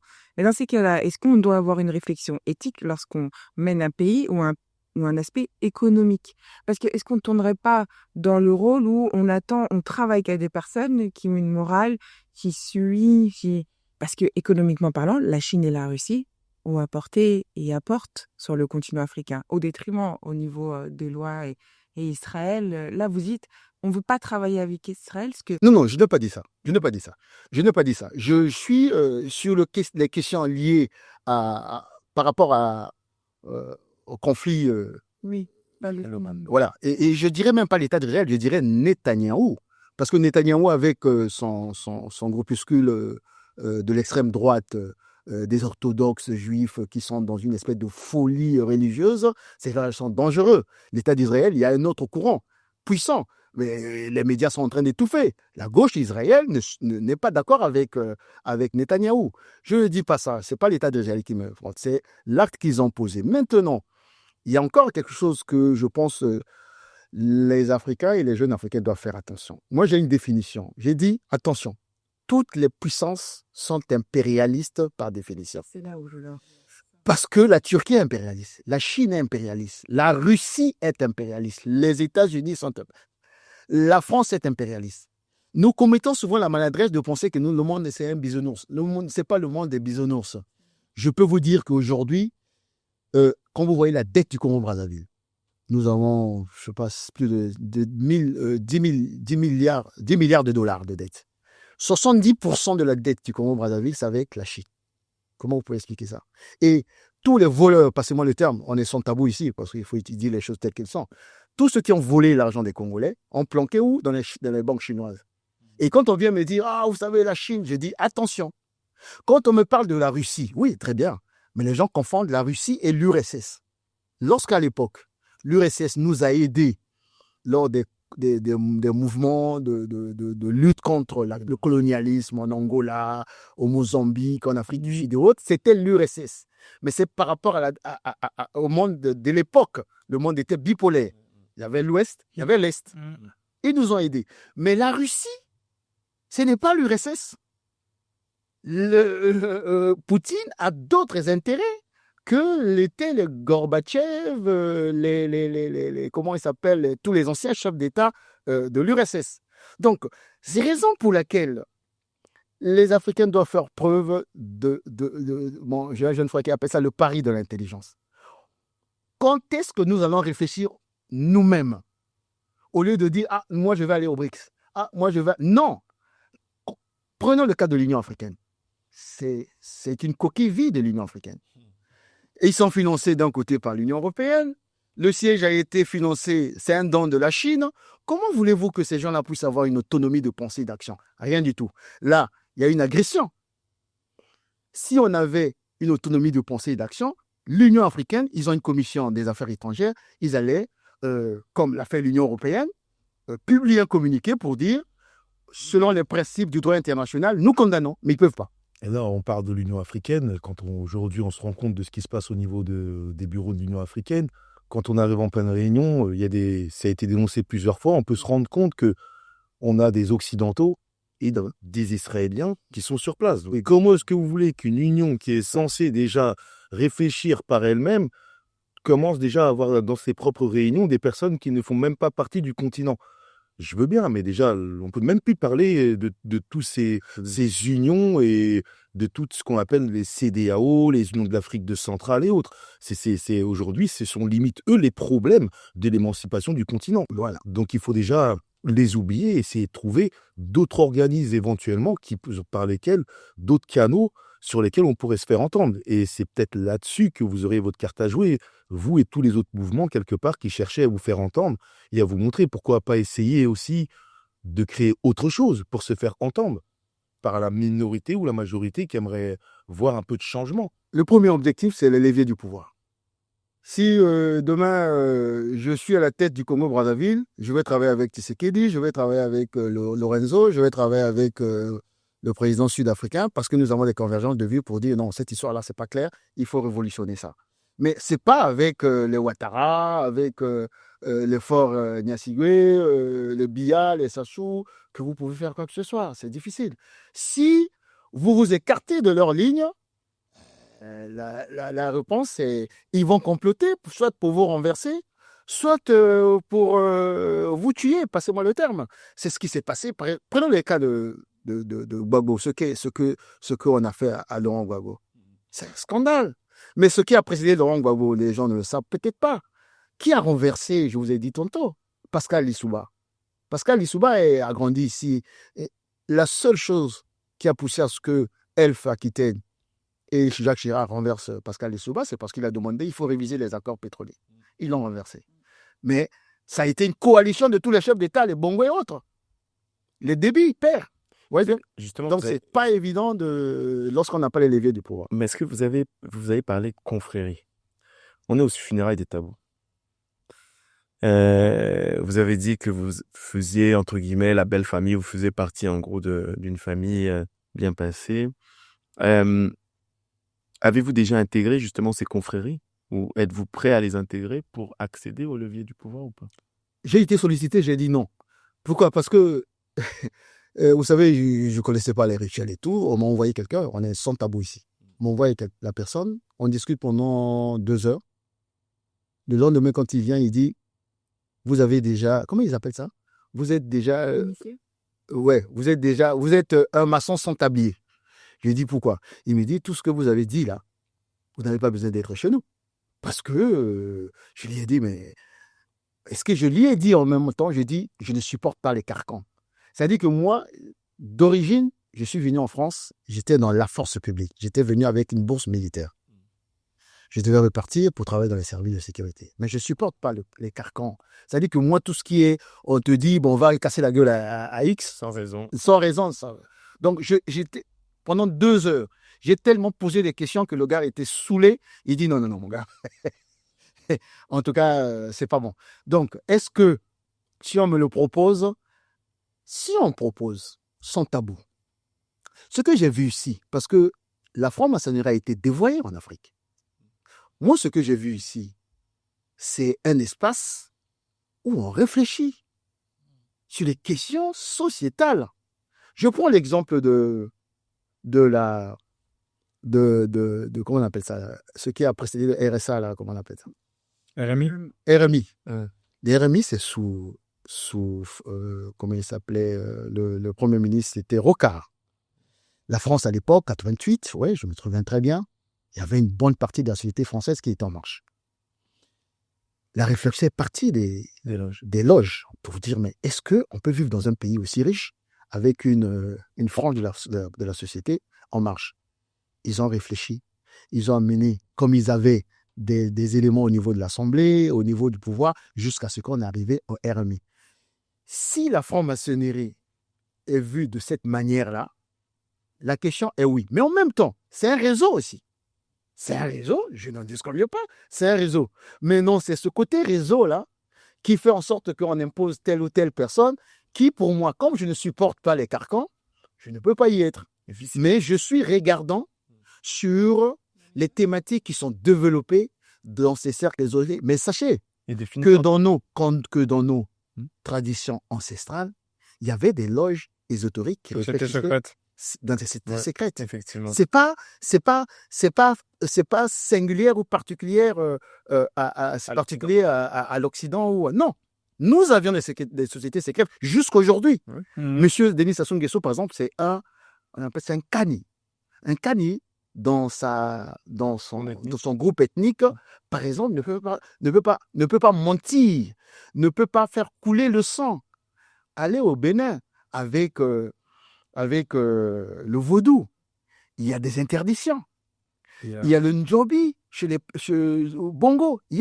Ce sont des sociétés secrètes. Et des initiations. Il y a des initiations. Alors, juste, on est dans les funérailles des tabous, mais je pense qu'il faut quand même faire attention parce que ces mots utilisés dans différents contextes, et je pense que beaucoup de ces sociétés secrètes jouent aussi sur ça, sur le fait qu'il y a une sorte de confusion. Et je pense que vous l'avez bien dit au tout début, vous avez mentionné au tout début un médecin que vous connaissez, un médecin qui a voulu se rebeller. Il y a eu une réunion de frères de loge, disons, qui a fait que finalement, on l'a mis de côté et qu'il a été puni alors que les autres n'ont pas été. Et donc, dans les loges, il y a cette alliance, ce réseau, comme vous dites, cette alliance qui montre qu'il y a une autre justice. Et donc, c'est non seulement des lieux de décision politique et pseudo-public, c'est-à-dire qu'on impose finalement des décisions, on est un microcosme qui impose une décision, mais on impose aussi une autre forme de justice que la masse ne voit pas. Et donc, vous, président, qu'est-ce que vous allez faire? Vous allez obliger on peut obliger, comme en Angleterre, on est obligé, quand on est représentant politique, de dire oui, j'appartiens à une loge, etc. Ou est-ce que vous voulez éradiquer ces cercles secrets ou ces fraternités qui finalement, je ne sais pas déjà, est-ce que pour vous, ça fait plus de bien ou de mal à... Aujourd'hui, en Afrique, ça fait beaucoup de tort. Okay. Les loges maçonniques font énormément de tort. J'en ai parlé j'ai été invité à... Quelque part. Non, on est sans tabou. À l'Assemblée nationale. Ils avaient organisé et il y a les 70 ans de leur fraternité. J'ai été invité en tant que... Voilà, je leur ai donné mon point de vue. J'ai dit, vous nous faites énormément de tort. Si vous n'écartez pas ceux qui ne sont pas dans le droit chemin par rapport à vos principes, ça veut dire que vous êtes complices. Je leur ai dit clairement. Donc, j'arrive aux affaires, je ne veux pas interdire. Moi, je suis fondamentalement un homme qui aime la liberté. Je tiens à la liberté d'opinion, voilà. Il ne faut pas interdire, mais il faut réglementer. Parce que transparence. Ici, là, il y a la transparence. Pas trop. Non, je vais dire... bon, pas trop. mais je vais dire par là que, quand je dis transparent, par exemple, chez nous, quelqu'un se réveille un matin, il est devenu grand maître de la franc-maçonnerie. Ah, mais comment ça? Parce que c'est le parent du chef, je ne sais pas quoi. Et les critères, par exemple, de nomination, qui ne sont pas transparents dans la haute administration au Congo-Brazzaville, un des critères, par exemple, c'est de dire, s'il n'est pas maçon, on le nomme pas. Ça, je dois légiférer. Celui que je surprends en train de ne pas édicter les critères clairs et nets pour la nomination, évidemment, tu fais la prison. Il faut légiférer. Donc, il y a... Donc, quelque part... mais c'est pas facile parce qu'ils ont déjà réussi à emballer la société à un tel niveau que... Mais avant de te laisser la parole, Et c'est peut-être ça l'espoir, c'est-à-dire, moi, à chaque fois que je parle à mes élèves, des fois, ils me disent, ouais, mais on ne peut pas changer le monde, etc. Je me dis, non. Si un petit groupe de gens a réussi à avoir une telle dominance, déjà, ils ont été stratégiques, ils ont été patients, ils ont été méthodiques, et ça ne nous empêche pas d'avoir exactement la même patience. Ce qu'ils ont réussi à faire, on peut aussi le défaire ou le refaire. Bien sûr. Moi, c'est ma conviction profonde. Après, c'est là où on arrive dans tout ce qui est dimension spirituelle. Bon, moi, j'écoute, j'aime bien toute cette version-là parce que bon, moi, je suis le petit-neveu du cardinal Moussengo. Ah, d'accord. Et tu as dans lequel j'entendais Moussengo, je me suis dit, est-ce que, bon, peut-être que c'est les noms communs. Voilà, donc c'est sa sœur qui a eu des enfants avec D'accord. le président Sassou Nguesso. Ok, Me ok, trompe ok, tout à fait. Voilà, donc c'est la belle famille. C'est la belle famille. Bon, Voilà, bon, moi je suis pas de famille, sœur de famille encore, hein. Donc ça j'attendais, dont nous, moi mon père il nous a fait grandir loin de ces cercles-là. D'accord. On a grandi dans la diaspora, mais par contre le cardinal Moussengo, effectivement, bon, était cardinal au Vatican, Oui. donc on parle de réseau. Et il était aussi, il avait aussi une très grande place dans tout ce qui est traditionnel. Ah oui, oui. Chez les Bassakata, c'est important Mm. pour nous. Et du coup, oui, effectivement, le réseau, c'est important. Et je pense que finalement, c'est là où on va dans la dimension spirituelle. Je pense que les sociétés secrètes, c'est ce qu'on appelait à l'époque de l'Égypte ancienne, les castes de prêtres, etc. Il y en a toujours eu, il y en aura toujours. Mais je pense qu'on doit refonder surtout nos sociétés secrètes. Parce qu'il y en a. Il y en a, il y en aura. Bien sûr. Parce qu'en fait, finalement, c'est quoi maintenant?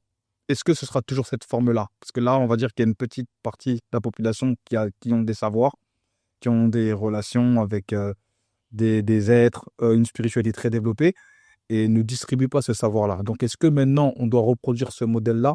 J'en suis pas du tout convaincu. Mais c'est vrai que c'est des choses qui existent. La vie, c'est le réseau. Là, aujourd'hui, de ce dont on a besoin en premier avant de parler de société secrète, déjà une prise de conscience. Déjà, ça, on commence bas. Ensuite, la diaspora, vous avez dit. On attend la convention et comme ça, on le... Ah, Voilà. allez, crabe pendant la finir. Je voulais ajouter quelque chose sur ce qu'il a dit tout à l'heure, pour illustrer ce qu'il a dit tout à l'heure. Toujours dans mes réflexions avec les collègues, les jeunes frères qui sont... On a un jeune frère de la RDC d'ailleurs, qui est professeur de droit à Sorbonne. Je lui ai dit, réfléchis un peu sur la Constitution. Vous savez, dans nos pays en Afrique, la Constitution, on vote selon la Constitution, je dois respecter la Constitution. Si vous remarquez que cette Constitution, une fois que le monsieur passe, il ne sait même plus s'il y avait une Constitution, ils sont fous de la Constitution. Et j'ai dit aux jeunes frères, est-ce qu'on peut réfléchir sur le fait que les gens vont maintenant prêter serment, voilà, le serment, au lieu de prêter serment, on prête serment sur ce qu'on appelle les fétiches de chez nous. Ouais. Prenez l'exemple. Chez nous, je prends le cas du Congo. Il y a le Ndjobi, il y a dans toutes les régions, il y a 12 régions, chacun a ses fétiches. Et lui va prêter serment sur ces fétiches-là. Si tu voles, ils vont te bouffer. Exactement. Je suis convaincu que beaucoup vont commencer à avoir un peu peur. Ah là, c'est parce que voter sur un papier, passez-moi le terme, il déchire. Les Africains, ils n'ont pas peur. Ils ont peur de la prison, mais on a peur vraiment de notre tradition. De les traditions. Le grand-père là, il va me bouffer. Il y a un féticheur là-bas. Prenons le cas par exemple, en Afrique de l'Ouest. Moi, j'avais un ami en fac, Amadou Traoré. S'il peut me suivre un jour, il est du côté d'Afrique de l'Ouest là-bas. Et lui, à chaque fois il avait son rituel, à chaque fois qu'on avait des examens, on passait à la scène, il prenait de l'eau, et comment on appelle ça, du lait, il versait. Je dis, mais Amadou, mais toi tu es tellement intelligent. Il dit, Frangin, il me parlait comme ça, Frangin, laisse tomber, je sais pourquoi il fait ça. Voyez-vous, il croyait à ces rituels-là, et un monsieur comme Denis Sassou Nguesso, mais il s'en fout de votre papier de la Constitution. Et là, vous m'intéressez, là pour moi, on arrive vraiment dans un point. Bon. Et c'est là où vous voulez qu'on arrive. Non, vraiment. Parce que pour moi, comme Alison t'a dit, en fait, la prise de conscience, c'est le plus important. Bon, ça va aussi. En fait, j'aime pas, société secrète, des fois, c'est un mot qui est peut-être un peu poison, mais on va dire les intellectuels, les gens qui gèrent ce qu'on appelle la chose spirituelle. Vous savez, nous, les Africains, les Bantous, tous les mots qu'on trouve, les Moutous, afrodescendants, etc., on a un lien avec le spirituel. Quelqu'un, tu lui dis, tu vas aller en prison pour détournement, bon, il gruge un peu comme ça, Mais il n'y a pas si longtemps que ça, je sais pas si vous savez, bon, je pense que vous le savez, Kasavubu, son père, le premier président du Congo, il a porté le nom Kasavubu parce que son père était dans un procès traditionnel à l'époque et pour savoir si tu avais volé, tu devais boire une boisson qu'on appelle le kassa. Si tu as volé, tu vas mourir. Si tu n'as pas volé, tu vas te relever. Mais il y a des choses, en fait, on ne se rend pas compte, mais il faut les voir. Nous, on est dans une famille. Il y a des choses que je ne peux pas raconter comme ça, mais il faut seulement les voir. Il y a des choses incroyables. Vraiment, mais je pense que vous le savez. Il y a des choses, quand tu vas dans le village, tu dis waouh, il y a des savoirs qu'on. Non, ils ont des vraies capacités. Il faudrait peut-être se croiser. Et toujours avec la modernité, c'est pas un problème. Pour moi, comme je dis avec le Japon toujours, tradition ne s'oppose pas à la modernité. La culture, c'est la tradition pratiquée au quotidien. Bien sûr. C'est tout simplement ça. Mais il a raison que si on introduit ça, et le Burkina commence à le faire, vous voyez les jugements, Bien ça sûr. commence à mettre ses vêtements. Voilà. Et le vêtement, ça rappelle des choses. Je pense qu'il faut, c'est vrai, Bien sûr. faire plutôt une république coutumière, on va dire ça comme ça, mélangée avec le droit. Je pense que ça peut faire beaucoup de bien.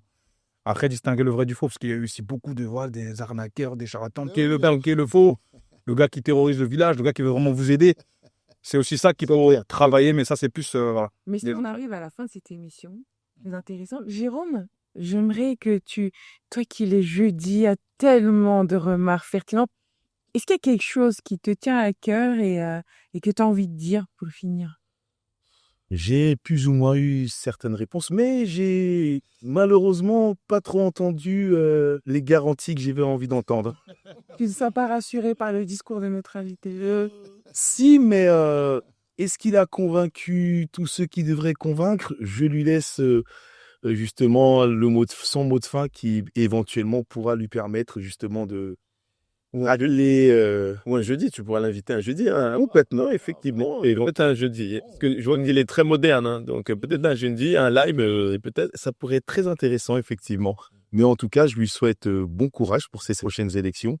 Et j'espère que votre courage, vous qui comptez rentrer justement pour affronter éventuellement votre destin, que beaucoup d'autres Africains quand même pourront prendre exemple sur vous et pourront aider justement au développement et à l'émancipation du continent qu'on souhaite au plus vite. Merci Jérôme, c'était très joliment dit. Bachoua, toi qui fais partie de cette jeune diaspora et du même pays, dis-nous toi comment tu veux terminer et sur quel... Comment tu as ressenti cet entretien? Déjà, je vous remercie pour le temps que vous nous avez accordé. Voilà, donc vous êtes venu ici pour discuter. Moi, j'apprécie la démarche de voir un ancien qui vient vers la jeunesse. Moi, ce que je vous demande, c'est vraiment au nom de la jeunesse congolaise, panafricaine. Voilà, on demande vraiment que vous puissiez vraiment aller au bout de ce projet-là et de conscientiser aussi les vieux. Parce que de toute façon, la jeunesse africaine est en train de se lever, c'est inarrêtable. Maintenant, la question, c'est est-ce qu'on va faire les choses main dans la main ou est-ce qu'on va faire évoluer l'Afrique dans le conflit? Donc moi, je vous demande juste vraiment d'aller au bout de franchement, un bon état d'esprit. Maintenant, comme a dit Jérôme, on va attendre encore d'être convaincus. Hein. On va se laisser convaincre vraiment avec des actes. Et, en tout cas, très, très belle émission. Merci à tous. Merci. Alors, Guy Magloire, peut-être que vous avez un dernier mot à dire, peut-être à cette jeunesse qui nous écoute.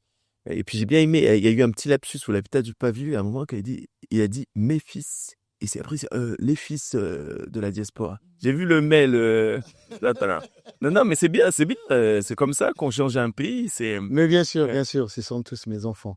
Non, je suis très honoré, très édifiant. Et beaucoup aimé cet entretien, cette plateforme. Et en fait, c'est un peu la matérialisation d'un peu de nos rêves. Qu'un jour, nous allons parler directement, sans passer par des filtres généralement ou en censure et autres. Et je pars du principe que je ne suis pour l'instant qu'une goutte d'eau parce que le chantier est grand. Le chantier en Afrique est grand, les défis sont... mais j'essaie d'apporter ma pierre à l'édifice et je suis convaincu que le 21e siècle, qu'on prétend être le 21e siècle de l'Afrique, nous avons véritablement les atouts. Le cas du Congo, le bassin du Congo. La révolution numérique, ça se passera dans le cadre du bassin du Congo à travers les matières premières rares stratégiques. La transition énergétique, nous sommes le deuxième poumon du monde, c'est chez nous, le bassin du Congo. La bataille de l'eau, voyez-vous, dernièrement, là, le Pakistan et l'Inde ont failli arriver à une guerre nucléaire pour de l'eau. Mais nous avons le grand fleuve Congo. Et si on n'est pas fort, on sera croqué. Parce que le monde est fait de rapports de force. Vous ne servez à rien, vous quittez.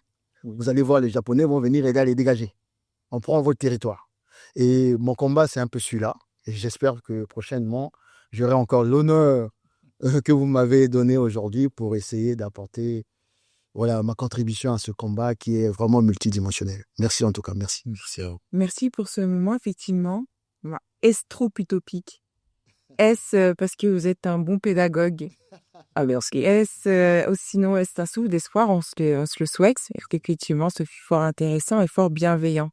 Ce que vous avez énoncé, je te laisse conclure, mon cher co-animateur. Ouais. Alors, je vous remercie pour cet échange. C'était très enrichissant. Bien sûr, c'était les funérailles des tabous. On a levé pas mal de tabous. On s'est rendu compte qu'en fait, on avait une petite famille, des liens de parenté entre mes fils, mes cousins, mes belles-mères. Ah, nos vieux ont fait beaucoup d'enfants. Donc, on a des cousins qu'on découvre par... Mais évidemment, Ça ne veut pas dire qu'on marche tous dans le même sens. Mais effectivement, comme dans toutes les familles, Mais c'est vrai que la famille est grande. Mais en tout cas, je suis assez touché parce que j'ai pu sentir votre énergie, votre envie. Ce que j'aime surtout dans la politique, c'est l'élan, cette envie de changement. Et je l'ai ressenti aujourd'hui. J'espère qu'elle vous mènera très loin et qu'à travers vos écrans, vous avez pu aussi la ressentir. Alors, n'hésitez pas à nous laisser des messages, à vous abonner aussi à la chaîne. Et si vous avez été sensible, n'hésitez pas aussi à partager finalement cette émission. Le changement, en fait, passera par l'action, la réflexion et la prise de conscience. On est ravis, nous, les funérailles des tabous, de faire partie de cet élan. Rejoignez-nous. On dit à très bientôt. Merci. Merci. Merci Alexis. Merci à vous. Le mythe du self-made man, faut arrêter. S'enrichir seul, c'est une illusion. Ceux qui réussissent vraiment, en fait, ils s'entourent, ils s'alignent avec les bons. Tu veux lancer un business, investir, avancer, mais t'as ni capital, ni réseau, ni repère. Tu tournes en rond, quoi. Et tu crois encore que la clé, c'est faire tout seul? Bourse, mindset, immobilier, des leviers accessibles, une méthode, un cercle. Et c'est 100% gratuit. Tu veux évoluer? Commence par ton entourage. Clique sur le lien, inscris-toi et rejoins un écosystème qui propulse. Pas demain, mais maintenant. La solitude, c'est pour se recueillir. Pour réussir, il faut savoir se réunir. Alors, à l'action. Clique sur le lien. Ciao.